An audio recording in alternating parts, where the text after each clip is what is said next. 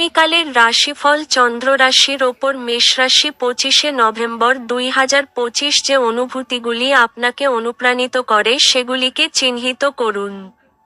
ভয়, সন্দেহ, রাগ, লোভ ইত্যাদির মতো নেতিবাচক ভাবনাগুলিকে আপনার ছাড়া উচিত।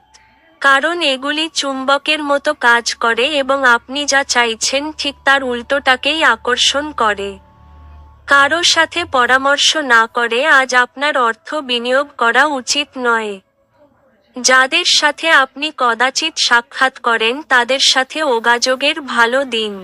আপনি জনপ্রিয় হবেন এবং সহজেই বিপরীত লিঙ্গের সদস্যদের আকর্ষিত করবেন।